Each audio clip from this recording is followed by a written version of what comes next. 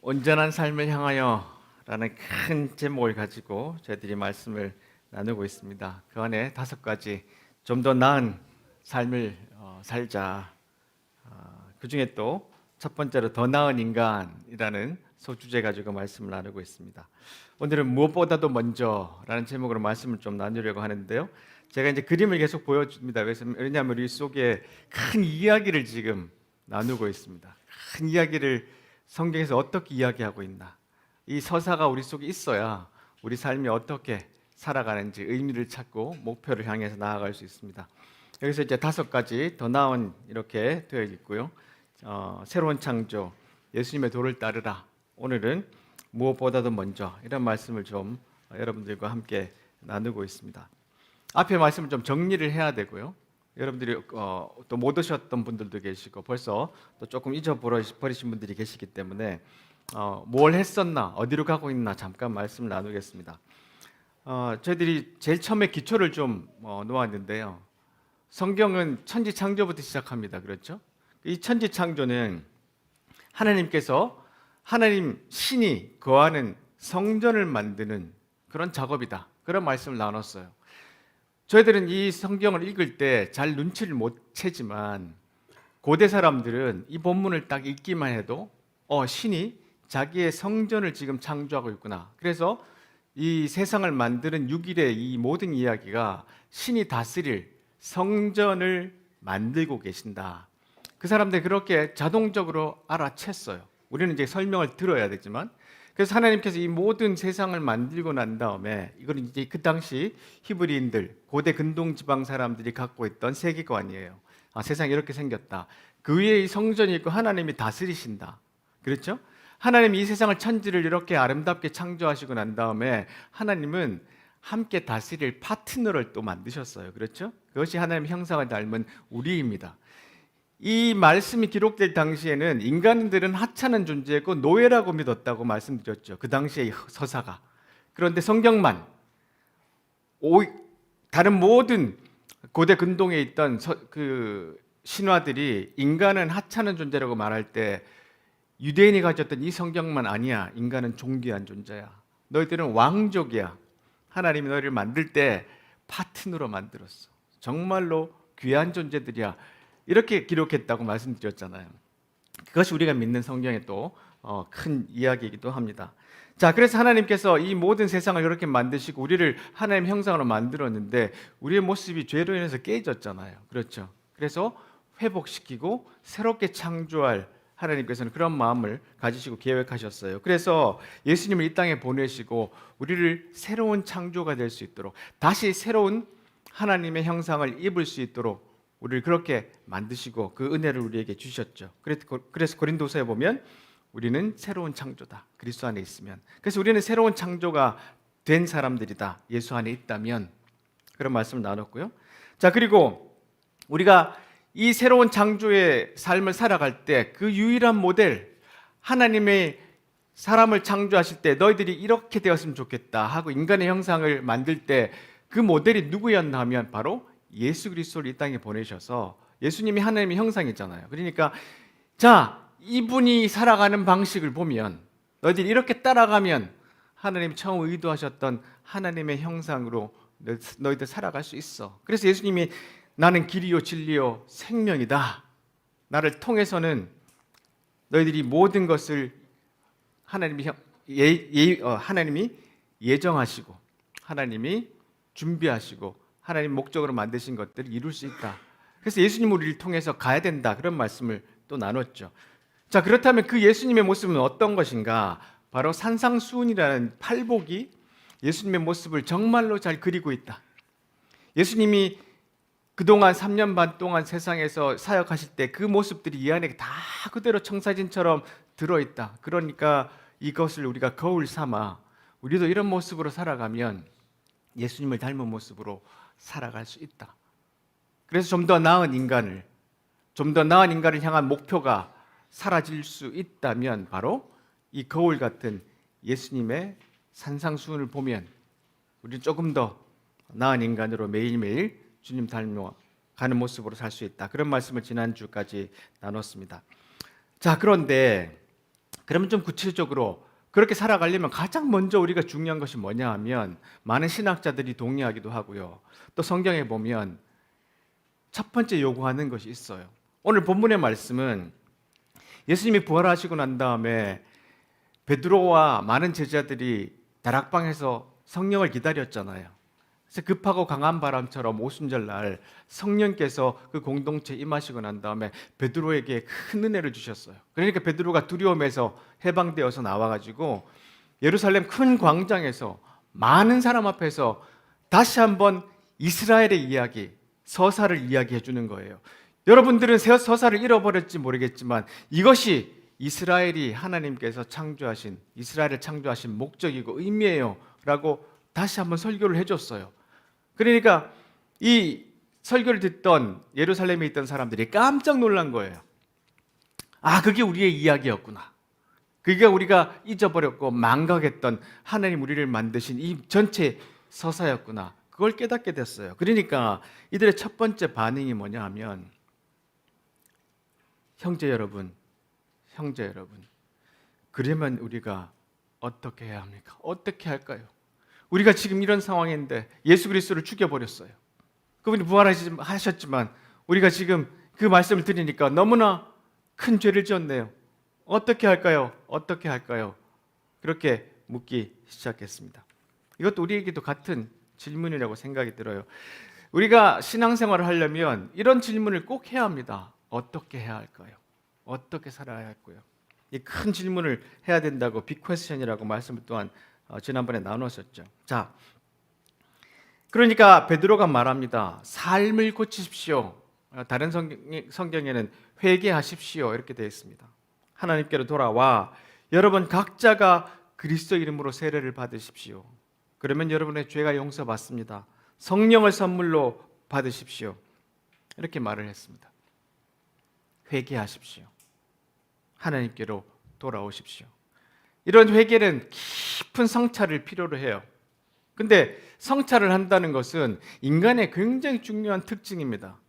여러분, 저희들이 목가를 지금 저희 집에 강아지입니다. 거의 12년을 키웠는데 얘가 어제 지은 죄를 오늘 회개하는 적이 있습니까? 없죠. 인간만이 유일하게 자기를 돌아볼 수 있는 그런 특징을 갖고 있어요. 파스칼이 팡스에서 이런 이야기를 합니다. 생각은 인간을 위대하게 만든다. 팔다리가 없는 인간을 떠올릴 수는 있지만 생각이 없는 인간을 떠올릴 수는 없다. 인간은 자연계에서 가장 연약한 갈대에 지나지 않는다. 그러나 생각하는 갈대다. 우리가 그를 무찌른다 해도 인간은 자기를 죽이는 자보다 한층 더 고귀하다. 왜냐하면 인간은 자기가 죽는다는 사실과 우주가 자기보다 우월하다는 사실을 알지만 우주는 그것을 모르기 때문이다. 그러므로 인간의 존엄성은 오로지 그가 생각하는 데 있다. 인간은 끊임없이 생각하는 데 힘써야 한다. 이것이 바로 도덕의 근본이다. 라는 말을 했습니다. 여러분 이 말 잘 알죠? 생각하는 갈대다. 인간은 생각하는 존재다. 모든 철학자들이 사실은 이 질문을 했었잖아요. 이 철학이라는 말, 그 필라소피라는 말도 지혜를 사랑하는 자 이런 뜻이잖아요. 그러니까 끊임없이 생각을 해보는 거예요. 우리는 어떻게 살아야 되느냐, 어디에서 왔는가, 나는 누군가, 그렇죠? 이런 생각을 계속하게 만들죠. 우리 그리스도인들도 어떻게 하면 그리스도처럼 살아갈 수 있을까? 이 생각을 계속 해야 되는 것이죠. 그래서 어떻게 하면 좋을까?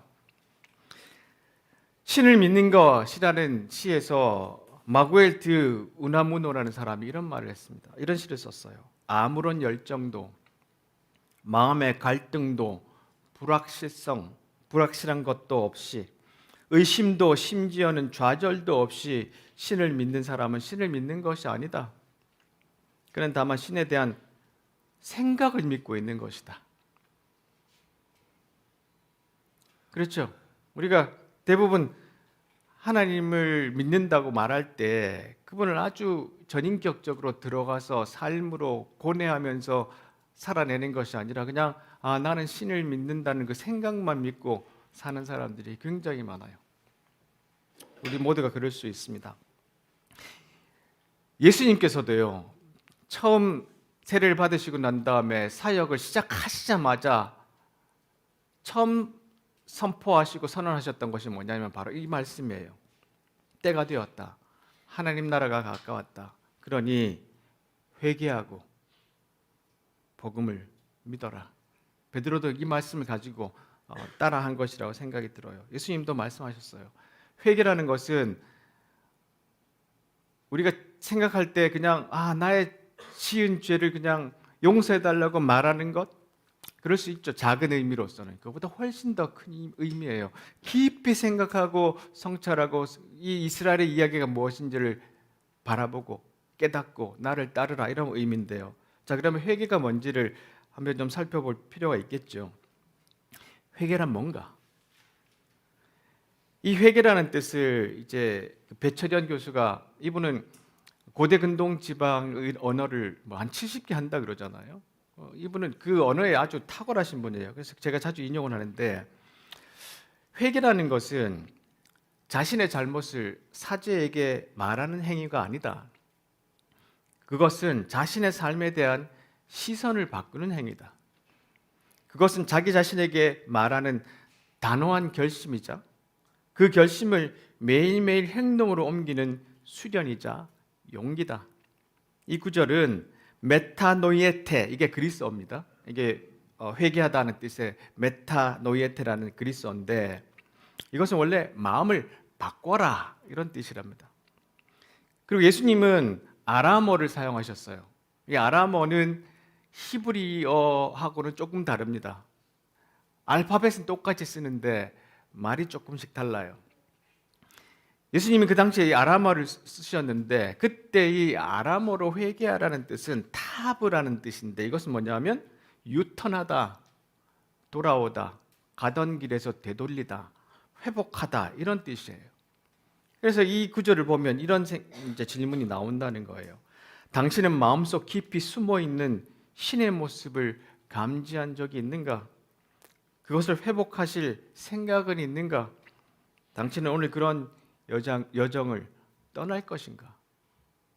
그것이 회개라는 겁니다. 다른 길을 간다는 거예요. 원래 길로 돌아서 간다는 거예요. 마음을 바꾼다는 뜻이에요. 이것이 회개입니다. 예수님 그렇게 선포하셨고 베드로도 그렇게 선포하셨어요. 자, 조금 더 회개를 보면, 이제 기독교계에 유명하신 우리 톰 라이트 교수님은 그와 함께 떠나는 기독교 여행이라는 책에서 회개를 이렇게 이야기했습니다. 회개는 우리의 진정한 인간성을 훼손하고 왜곡하는 삶의 패턴에서 진지하게 돌아서는 것입니다. 회개는 단순히 특정한 잘못에 대해 미안해하는 것만이 아닙니다.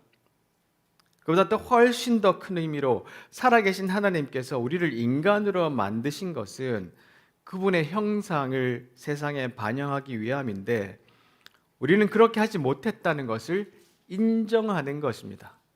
우리가 하나님이 만드신 그 큰 이야기 속에 그 일을 맡았는데, 하나님의 파트너로 우리를 세우셨는데 그 일을 제대로 못했다는 것, 그것이 회개라는 거예요. 이에 대해서 이제 전문 용어가 죄인데, 주된 의미는 규칙을 어기는 것이 아니라 완전하고 진실하며 영광스러운 인간성의 목표에 도달하지 못한 것. 그리고 우리가 지금 온전함을 향해서 더 나은 인간으로 나아가잖아요. 그걸 못한 것, 그것에 대해서 돌아서는 것, 그게 회개라는 뜻이라는 거예요. 자, 이게 이제 좁은 의미의 회개라면, 오늘 예수님이 말씀하시는 이 이스라엘에게 대한 회개, 베드로가 이스라엘 백성에게 말한 회개는 조금 더 심도가 깊어요. 자, 이 회개는 뭐냐 하면, 예수님께서 청중들에게 회개하고 복음을 믿어라 그랬잖아요.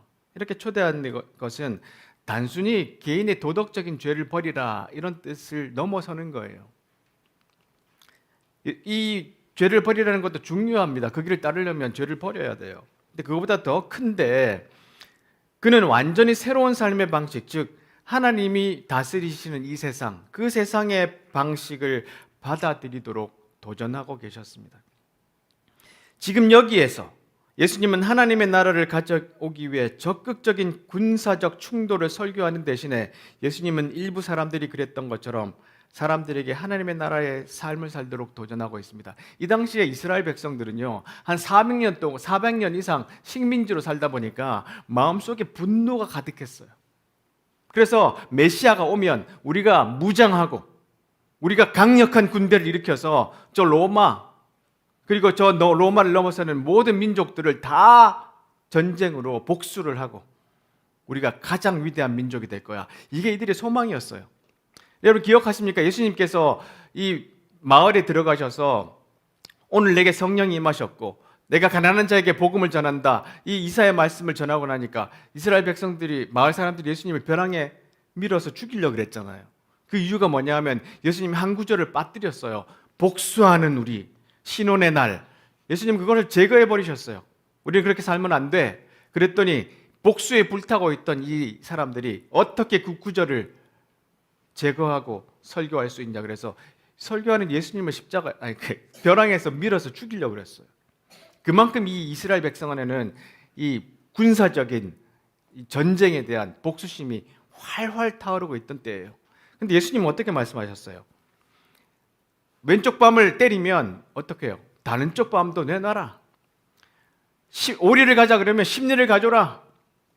겉옷을 달라면 속옷까지 줘라. 계속해서 예수님은 평화의 삶을 가르치셨어요. 그런데도 이스라엘은 그 말씀을 결국 듣지 않다가 AD 70년에 로마가 쳐들어와서 나라가 완전히 불타고 망하는 비극을 맞이하게 됩니다.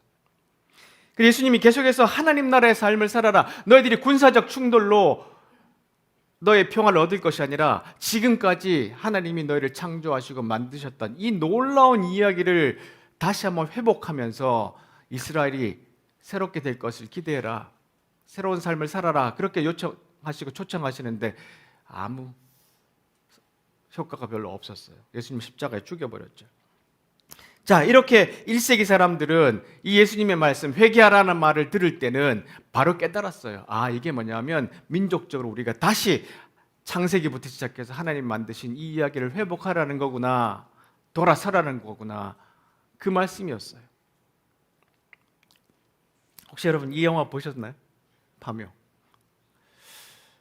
어떤 분들은 뭐 이렇게 호불호가 있어서 보는 분도 있고 안 보시는 분도 있는데 저는 되게 시작부터 좀 끌렸어요. 왜냐하면 저는 어릴 때부터 종갓집에 자라가지고 이 묘짜리 이야기는 뭐 아주 저희 집에서는 자연스러웠어요. 심지어 저희 집이 할아버지가 살아 계셨을 때는 직관들이 저희 집에 왔다 갔다 했습니다. 우리 할아버지가 관리하시는 묘가 굉장히 많았어요.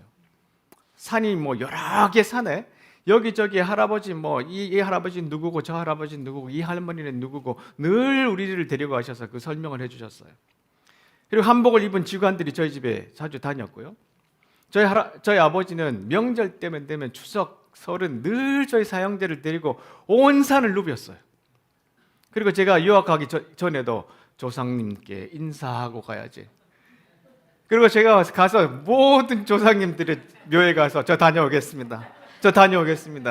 이제 그런 분위기에서 살았어요. 그리고 묘를 잘못 건드리면 큰일 난다.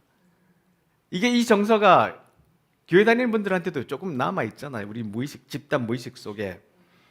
그래서 그 파묘를 만든 정재영 감독이 교회 집사님이더라고요, 보니까. 근데 이분도 어릴 때 그거를 보고 자랐대요. 아, 그래서 이걸 영화로 만들어야 되겠다. 근데 이 영화를 제가 보면서 굉장히 깊이 빠졌는데 이 인터뷰에서 이분이 이런 이야기 했어요. 뭔가 잘못된 과거를 꺼내 소멸시키는 정서가 있다.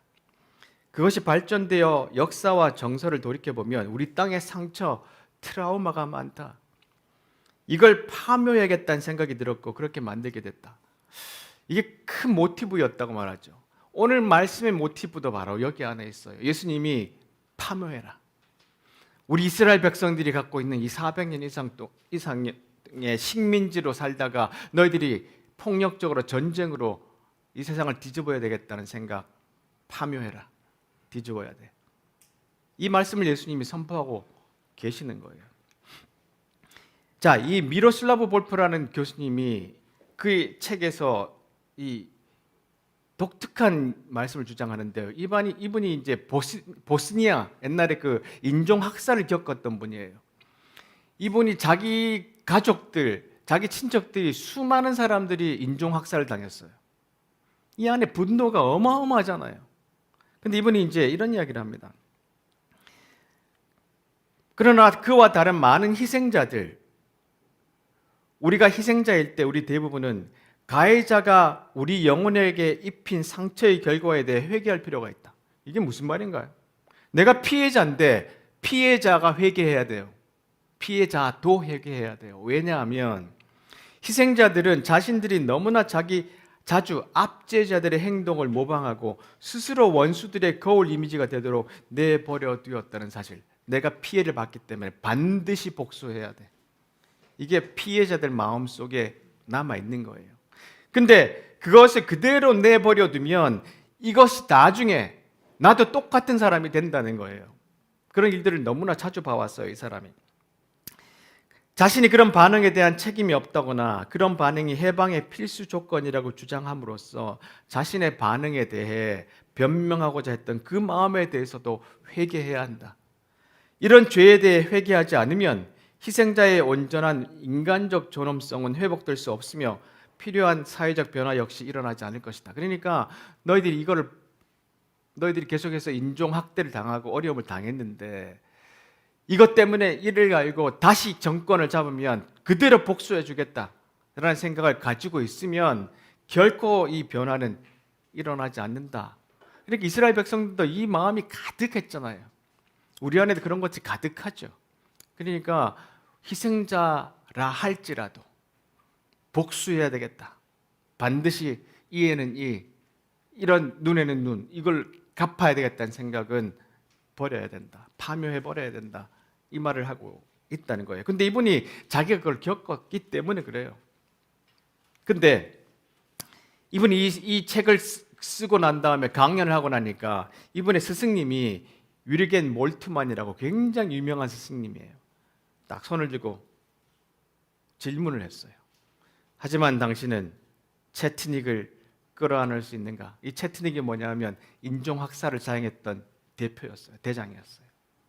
한참 기다리다가 이분이 이런 대답을 합니다. 아니요, 못할 것 같습니다.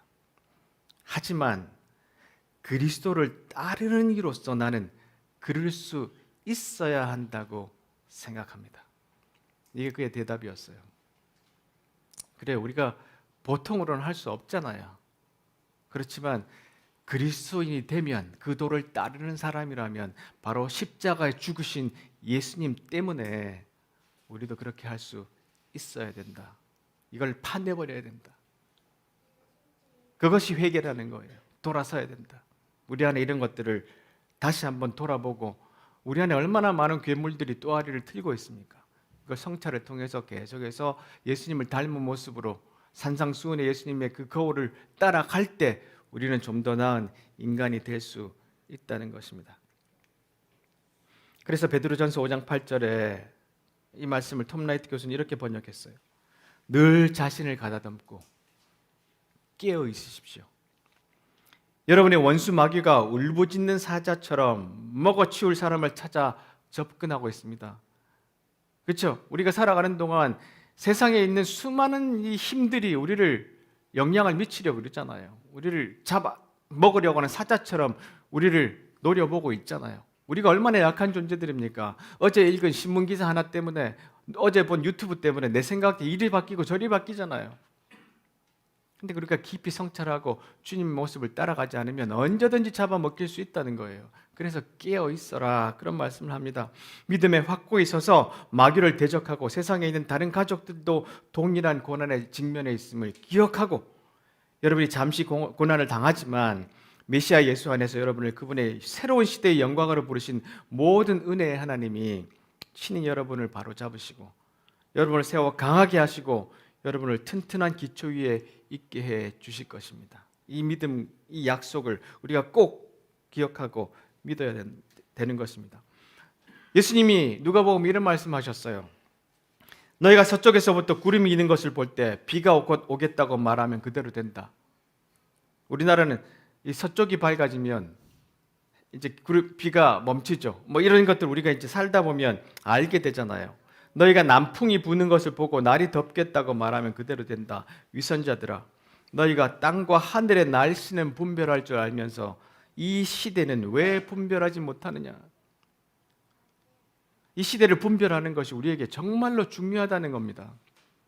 그냥 내가 살고 있는 지역, 내가 살고 있는 뭐 아파트, 아니면 내가 태어난 그 장소, 그런 것에서 말하는 그 서사에, 그 이야기에 그대로 넘어가서는 안 된다는 거예요. 이 시대가 얼마나 잘못 가고 있는지를 우리가 분별할 수 있어야 된다. 예수님 우리에게 이렇게 말씀을 하세요. 그리고 로마서에도 보시면 이제 여러분이 이렇게 살기를 바라는데 하나님께서 여러분을 도우실 것입니다. 여러분의 매일의 삶, 일상의 삶, 자고 먹고 일하고 노는 모든 삶을 하나님께 헌물로 드리십시오. 하나님께서 여러분을 위해 하시는 일을 받아들이는 것이 바로 여러분이 그분을 위해 할 수 있는 최선의 일입니다. 문화에 너무 순응하여 아무 생각 없이 동화되어 버리는 일이 없도록 하십시오. 대신에 여러분은 하나님께 시선을 고정하십시오. 그러면 속에서부터 변화가 일어날 것입니다. 이 세상의 문화에 너무나 쉽게 동화하지 말고 성찰하는데 그게 회개이고요.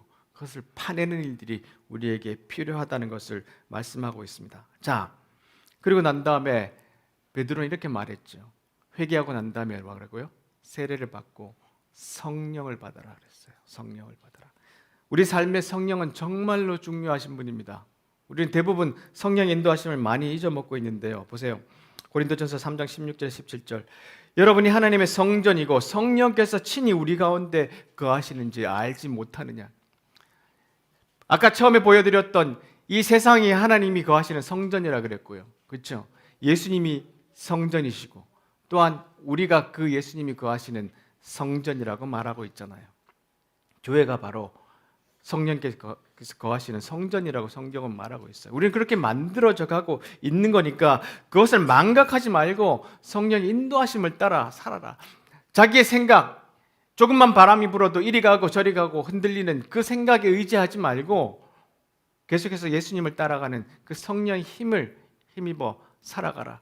그것이 바로 예수님께서 우리에게 또한 가르쳐 주시는 거죠. 예수님 부활하시고 난 다음에 제자들을 찾아오셔서 첫 번째 하신 일이 뭡니까? 하고 성령을 불어넣으시잖아요. 우리 인간은 하나님이 천지를 창조하시고 우리 인간을 만드실 때 하나님이 우리의 마지막 터치가 뭐였죠? 우리 입술에 대고 하고 성령을 불어넣으셨잖아요. 우리의 존재가 성령이 거하시는 전인 것을 다시 한번 깨달아라는 겁니다. 성령 인도하시는 대로 살아갈 수 있도록 우리가 계속해서 성령의 전인 것을 잊지 말라는 거예요. 끝으로 갈라디아서에서 이렇게 말씀하시죠. 내가 드리는 조언은 이렇습니다. 자유롭게 살 때 하나님의 영이 이끌고 북돋아 주시는 대로 사십시오. 그러면 여러분은 이기심이라는 욕망에 휘둘리지 않게 될 것입니다. 우리 안에는 죄스러운 이기심이 자리하고 있는데 또아리처럼 괴물들이 자리하고 있는데 그것은 자유로운 영을 거스릅니다. 자유로운 영은 이기심과 양립할 수 없습니다. 그 두 가지 생활 방식은 정반대입니다. 여러분은 그날 기분에 따라서 어떤 때는 이렇게 살고 어떤 때는 저렇게 살 수 없습니다. 성령이 이끄시는 삶을 선택하여 율법이 지배하는 변덕스러운 욕망의 삶에서 빠져나오십시오. 말씀 정리하겠습니다. 오늘 말씀의 제목이 가장 우선적인 것, 우리가 해야 될 것이 뭐냐? 우리가 성령을 따라 살려면 가장 먼저 해야 될 것이 뭐냐? 회개하는 삶이라고 했어요. 회개하는 삶. 그것이 도덕적인 회개도 있지만 또한 이 사회가 갖고 있는 전체적인 잘못된 방식에 대한 회개도 있다는 것이에요. 그것을 자세히 살펴보는 것. 그래서 그것을 파내버리고 성령이 가득 찬 새로운 삶을 살아가는 좀 더 나은 인간으로 살고자 하는 그런 열망과 열정으로 살아가는 삶. 그것이 우리에게 필요하다는 것입니다. 이렇게 살다 보면 어제보다 어디 조금 더 나은, 우리가 팔복의 거울을 비춰볼 때 내가 조금 더 예수님 닮았구나, 좀 더 나은 인간이 될 수 있었구나 하는 고백이 우리에게 있을 수 있다고 믿습니다. 그렇게 살아가는 우리 모두가 되기를 간절히 바랍니다. 기도하겠습니다.